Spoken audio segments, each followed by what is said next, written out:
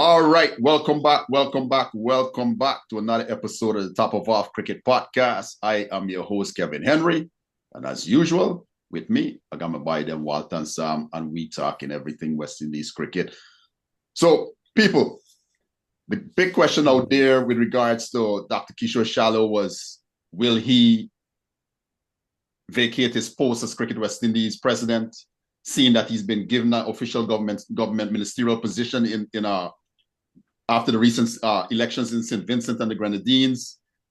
From what I understand, there was a statement made this afternoon by Dr. Shallow himself. And it seems like the good doctors decided, well, he's going to stick around for a little longer. While many people have been saying Dr. Shallow must go. Sammy, I'll start with you. People said Dr. Shallow must go. I think I see an article in the Jamaica Gleaner, or not Gleaner, Observer. Dr. Shallow must go. Yeah, I think I didn't read it. But yes. Sorry about that. No, you're good, man. Let's roll. Yeah, sorry about that, fellas. Anyway, yeah, so the thing is, I think Kishore Shallow should have stepped aside. Right? But after listening to him this afternoon, I don't have a problem with him remaining on, right? So he made it clear, first of all, he spoke to what he would have achieved thus far, and true to as a politician, true to self, he does that. Fine. But what I was impressed about is that he said, look, he's given this thing some thought, and he noted that there is precedent for this internationally, right? I don't recall, he didn't give a particular name, so I couldn't fact check it. But he said, look, there are people who serve in other spaces, and they're also politicians, right?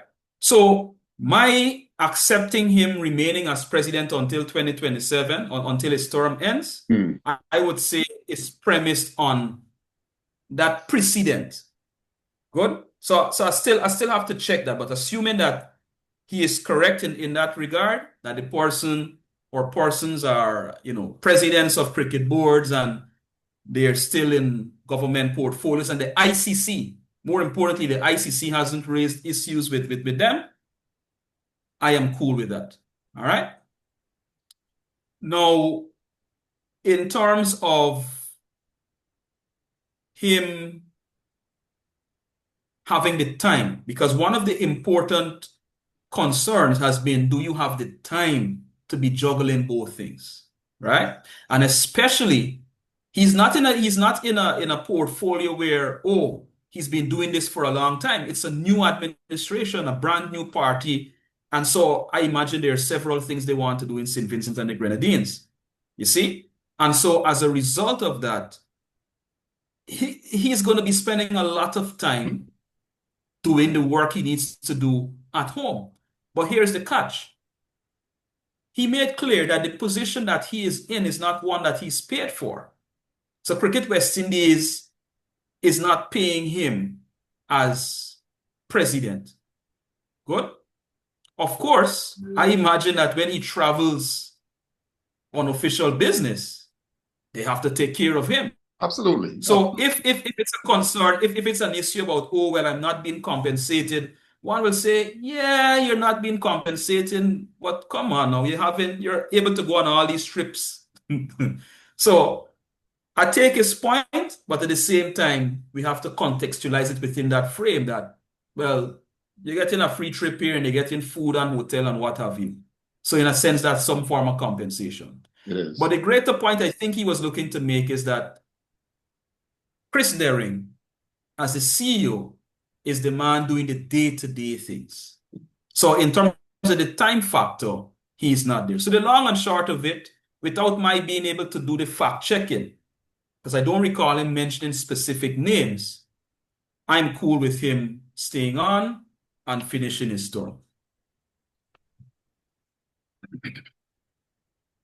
Walter, you mute. I don't know if he also spoke about the fact that he said that there was extensive legal and ethical due diligence that found no conflict of interest, right? So that's one of the things that he said. And so for me, I don't see a problem with him staying on, supporting the points that because he mentioned the points that Sammy made, the fact that we have yeah, we could argue, yes, he goes, it's not a salary position, and he goes and they have to pay for him. I don't care about that. That's for me, that's not the thing.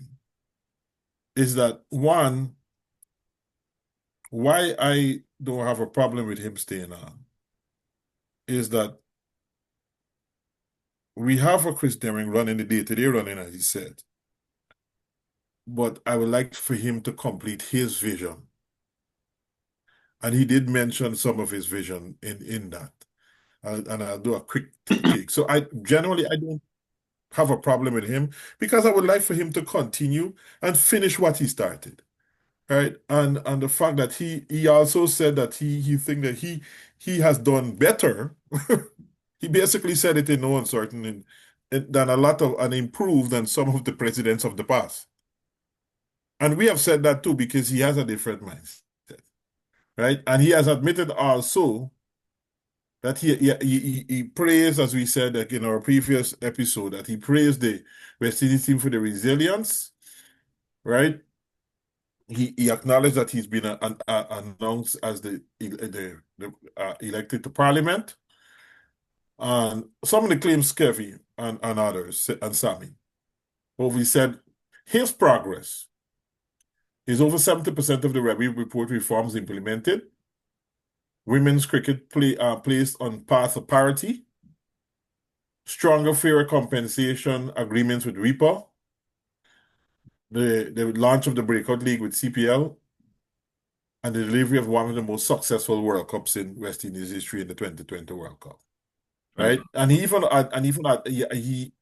openly admits that he is not satisfied with the team's performance. But again, that's the only one of my criticism. Yes, he can be satisfied, but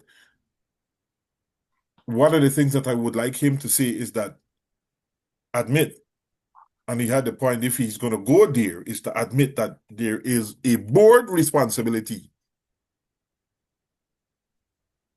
And not only the players, but a board, historically a board responsibility in us being where we are. And I think that needs to be, I don't know if we've ever done that. Somebody could clarify that for me in the comments, please. So for me, after listening to Kishore, I genuinely don't have a problem with him running until staying on until 27. He said he will not seek to. So we will have a new president in 2027. Right? And so I don't have a problem because I need him to agree that he should finish his plans and his vision. And it should the next president should continue to build on what Kishore has started after he's done what Skerry has started. So I think in the modern times, I think that those two have done a lot as compared to in the past, my opinion. I think the two people that Dr. Shallow might have been referring to is Tavenga Mukolani from Zimbabwe, who chairs Zimbabwe cricket and serves as a member of parliament, and Mushin Naqvi from Pakistan, who's a federal minister, right? It serves as the head of the Pakistan Cricket Board or chairman of the Pakistan Cricket Board, and he's also, from what I understand, he's president of the Asian Cricket Council, right? So those might be the two people that Dr. Shallow is talking about. But I would like Dr. Shallow to be a bit more, reserved where that is concerned, because those two boards have issues. You understand? Those two cricket boards have issues, and insularity is one of the biggest problems that emanates out of those boards, right? big problems. So I want to have said, well, there's people out there that's doing it. I personally would have said, look, I think I should continue my work, finish my work. I personally think Dr. Shallow should step aside. That's just me, right? I personally think he should step aside, right? I understand his vision. I personally think Dr. Shallow has done better than anyone pre Ricky Skerritt, right? I think he has done a better job than anyone pre Ricky Skerritt. Whether you like Dr. Shallow or not, the proof is in the pudding. And one of those things is there are no player board problems right now. There's no constant player board problems, labor disputes right now, right? From what it seems, the relations between the board and beef on everybody is quite decent. That's a big thing for me, right? Yeah. I gotta agree, Kevin. We don't agree with a lot of things that they're doing, but there is more good than bad. Yeah, there's more good than bad. But I personally think he should have stepped aside. That's just my opinion, right? So my initial reaction was like, yes, he needs to step aside. But my position was premised on how the ICC would want the cricket to be organized, right? They don't want political interference and what have you. Yes? You mentioned two names, and those are not two examples that one should celebrate. And maybe perhaps that is why Shallow didn't say anything, right? So. But the question I would ask in terms of those two examples, if the ICC had an issue with those two gentlemen, they would not have been in those positions, I would imagine. Right? Did I miss something? Did the ICC come out and say, sorry? No, I said that's a valid point. So that's where I would go. Because for me, it is always about the rules, you know. Yeah. A lot of people like elections and this and that. For me, it comes down to rules. These are the rules we agreed to play by, right? Has the man erred? And that's why I said I was impressed with how we went about the discussion, right? The two examples, like I said, not stellar in any way, as from what I know, but precedence is precedence. Comes back. There you go, and it comes back to what the ICC agrees with, right? So I think yes, he should have stepped aside, but again, he's made a case, and here's something else we need to consider: continuity. It's important. It's crucial, you know.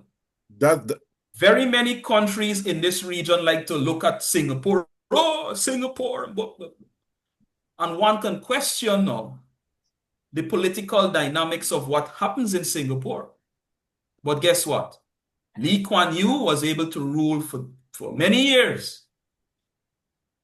And that stability was crucial. In fact, after him, there was a brief period when some other person took over, but then his son took over subsequent to that. Hail up Ralph Gonsalves.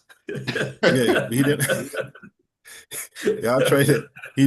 Lee Kuan Yew didn't have political international interference. Of course. So, of course. But that's another story for another time. Yeah, we should have a political commentary. This Stop it. And link it to cricket. What you say? And link it to cricket. That we just global politics. Cause we could go on, you know we. But you know what? I'll say something though. At the end, he called for unity across the Caribbean. He warned against the voices of a smaller few trying to create division. And I think he was throwing his car into people we know. The region must stay united. As I said, I believe that the West Indies cricket is the one and only uniting force that we have in the Caribbean.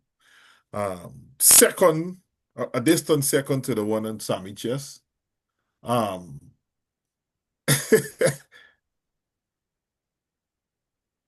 The region must stay united, and he said, progress requires collective purpose, not fragmentation.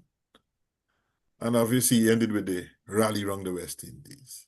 So, rally! Rally round the West Indies. Two things to end on. I heard a comment last night, or in fact, two comments. Shallow might end up being the prime minister for St. Vincent at some future date. Even though I'm wondering why he was given that particular portfolio. If I would have expected a more senior portfolio. Yeah. But by senior, like foreign affairs or finance or what have you. But But again, he's not. He got the background though. Yeah. I don't know the full details of whatever. But in any case, though, there is a view that he's one of those to watch in St. Vincent and the Grenadines. The second point to note is that West Indies is apparently in a very serious financial crisis. I can't say any more beyond that, For but all the money we got, all what money? it's almost $80-something million. Listen, The current structures of international cricket, fellas, right? We don't make money when certain teams come to us, and so there are question marks now we don't make regarding money certain when we go places, right? There's expenditures and no income. You go to India, because back in the day there used to be a gate sharing or revenue sharing. There's no longer any revenue sharing, right? So we're going to go to India and we're going to spend God never knows how many $1 million, and nothing came back in. Right, so that's part of the issue, and Chris Darren has spoken at length about that. Kishore Shallow himself has spoken at length about that, and that's one of the things that they're fighting to change currently. I hope it changes. Yeah. Clive Lloyd spoke about India gets a whole lot on those television. It's not we talk about gate now. It's not even physical gate, but in terms of television, revenues and the like, but. And that's what them guys are talking about. There should be some, because if I play in you, right, and you making money, you should be paying me some of that money. We should be sharing some of that revenue, however it looks. But I'm not going to ask for 50-50, right? But can we look at 75-25, 70-30? Because I'm out there too. That is. Y'all know why I hate the most, and I hear it now, and everybody's jumping on this stupid bandwagon and narrative. Oh, a great West Indies team and a good West Indies team is good for the game. Because there's the one time I could suck on we and take we exactly. and now when we dug out, you ain't giving we a blight. Listen, such is the strength of the legacy of West Indies and our players, that people are still say world cricket needs West Indies, a good West Indies team. Then how about you give us our just due? You understand me? Don't just say, the world cricket needs this for the health of it. Give us our just due so we can actually be healthy. And world cricket can actually be healthy. Not just a select few, like England will get in the high tan right now, and India will just get the high tan couple miles. I think England should go down to a second-tier team. Yeah, India and England should be with West Indies in the second tier. Work your way back up. If your resources are that strong, work your way back up into the top tier. You understand? To be honest, I think we were far more competitive than England, even though we get the 27 is the asterisk, but I think at home we were far more competitive against Australia. England wasn't in this match at no point in time. In this white ball match, they were never in this match. Yeah, we got beaten in the fourth innings in all the matches. We went to Australia at the Gabba on this very ground that they're playing on right now and turn Australia over. England can't tell me nothing. With all their resources, and Joe Root and Ben Stokes and Jafra Archer, who are still mad about. Anyways, fellas, thank you guys for coming out tonight. Let's let Dr. Shallow, as we said, Dr. Shallow has said he's going to see it through to 2027. Big up, Dr. Shallow. Big up, respect. Big up. Congrats on the win. Congrats on the win. And hey, you can come on the podcast if you want to. Yeah, I would love to have him on. We would love to have him on. Let's have some intellectual minds, intellectual conversations about West Indies cricket. Yeah. All right, fellas. Catch up with y'all later. Oh, I respect.